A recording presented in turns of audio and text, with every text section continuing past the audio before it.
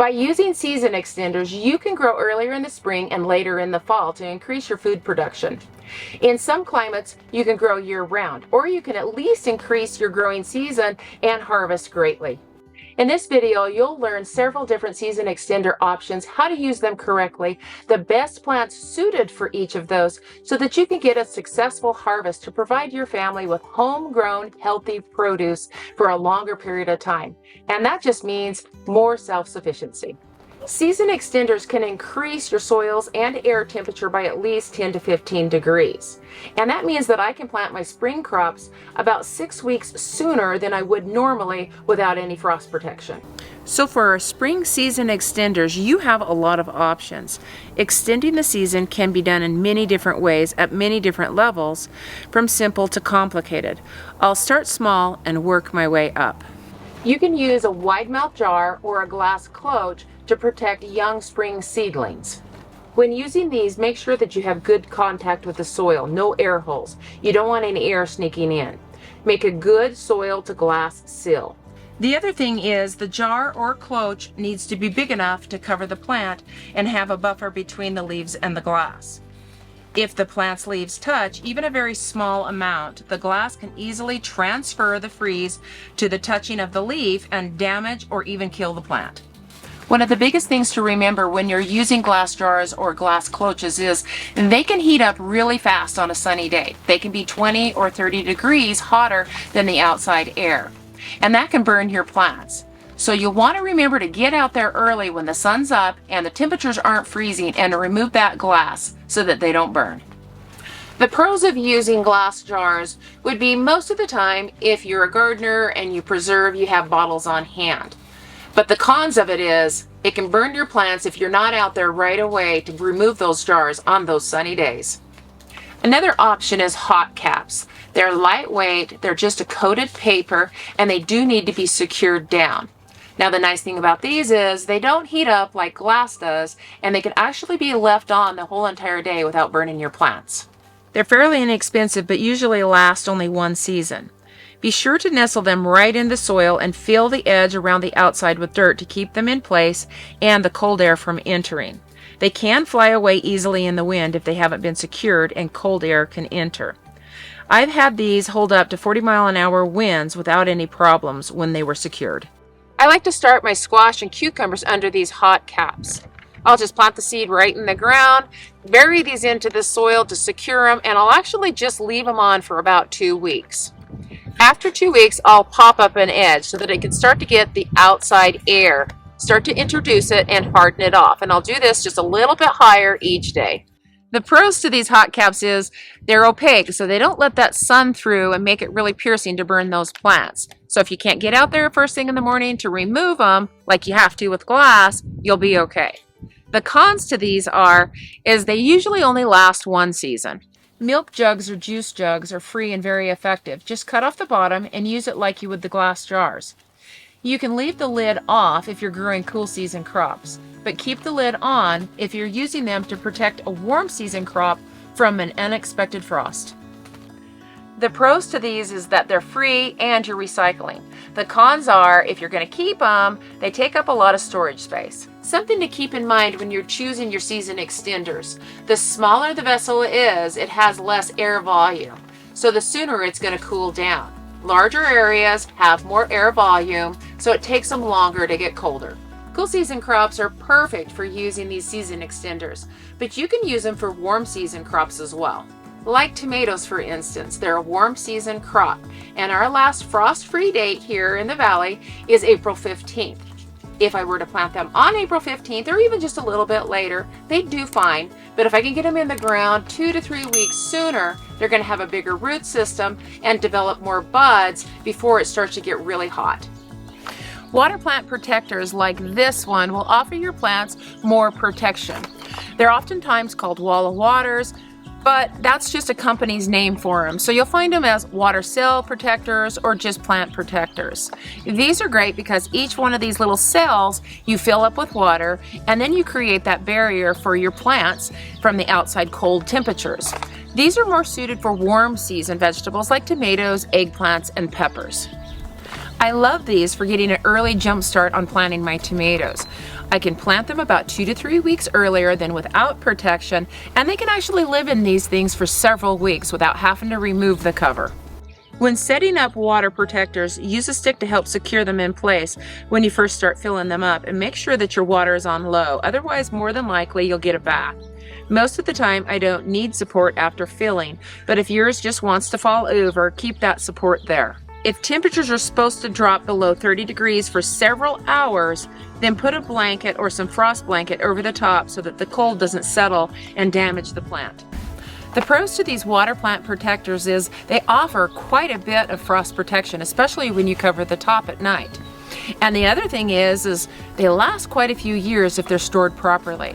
And their footprint is pretty small for storage. The cons with these are, well, other than setting them up, there really isn't any. Frost blanket is one of my favorite season extenders. It can vary in several different sizes by folding or cutting it. It stores in just a small amount of space and offers a good amount of frost protection. Plus, if you leave it on, it doesn't burn your plants like some of your smaller cloches and jars. Frost blanket can be laid right over the plants, but it's best if it's elevated off the plants, creating an air barrier, which will help protect the plants below. You can get wire from farm stores or even PVC pipe to make simple hoops that just stick right into the ground and drape the cloth over that. The wire goes right in the ground easily, but the PVC pipe can be a little bit harder. So putting some rebar or something similar in the ground and then the PVC pipe right over the rods holds it in place very well. You'll need to secure your frost blanket because the winds will take it because it's so light. If you have timbers, you can actually staple it right to those timbers, or you can use some rocks or some bricks to keep it in place. I'll secure mine really good on that north side because that's where our strongest winds are at. I'll put it over the hoops, and usually just on that south side, I'll put some bricks to hold it down. Seeds will germinate really quickly under frost blankets, and transplants grown under those frost blankets are always a lot stronger. Under that cover, the plants are warmer and the temperature is more steady, so that just makes your plants a little bit healthier. But one thing that I noticed is the plants have a better flavor. They're more tender and they're more succulent. Try growing radishes under this frost blanket and you'll see what I mean. Under the cover, the temperature stays steadier a lot more than it would outside, and that makes the plants have more tender stems, stalks, and leaves.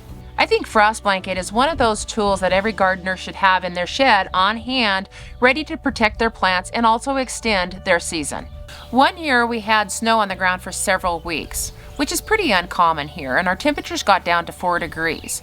I had a bunch of cauliflower planted, but I did have that cauliflower under some hoops with this frost blanket.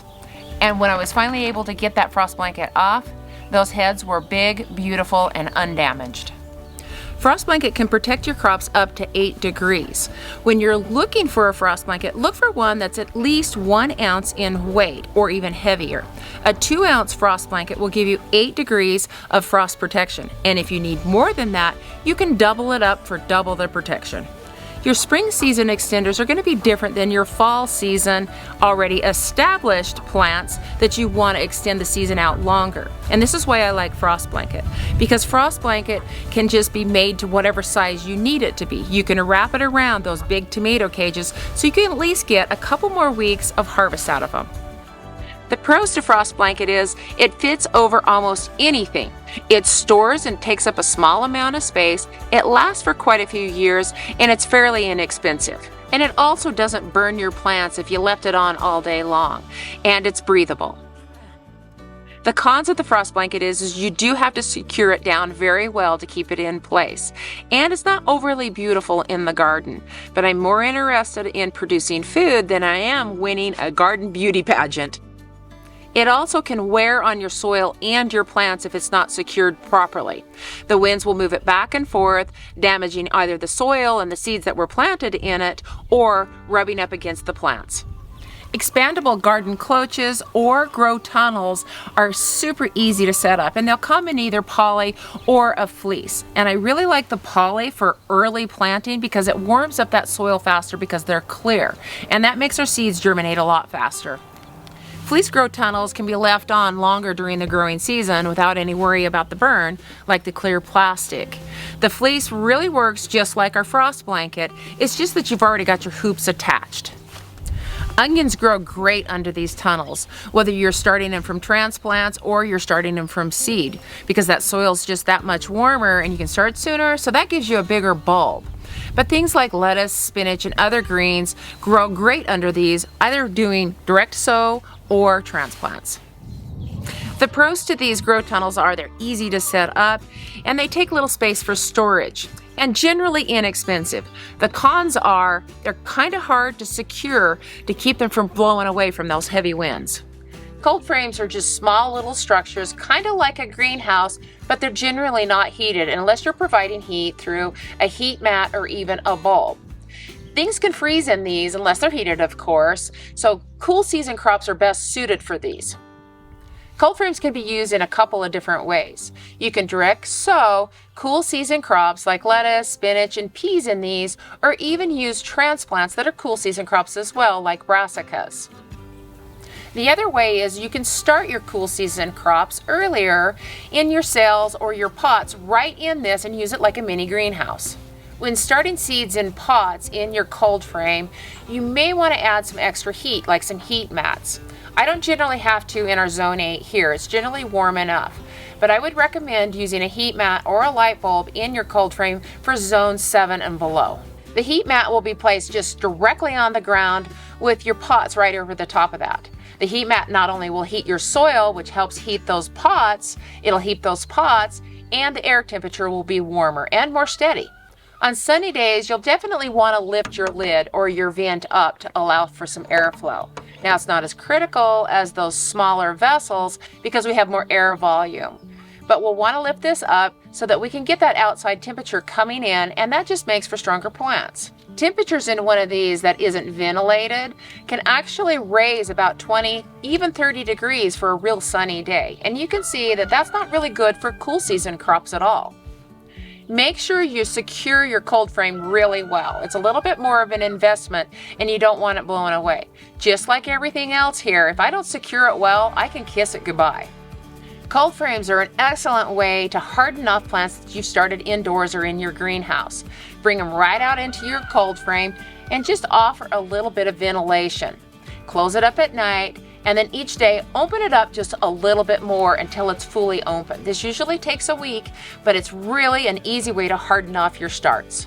A lot of cold frames will have a slanted roof, and when positioning your cold frame, you want to make sure that that lowest part of the slant is facing south or your sunniest location. Cold frames can be easily built as well. If you had some old windows, you could use that for your roof and create some sort of a frame. The sides don't have to be clear, just as long as that top part is, it's going to get plenty of sunshine. The pros to these cold frames are they actually have quite a few different uses, and you can grow a decent amount of food in them. The cons to the cold frames are they can take up a lot of space unless you're pulling them apart.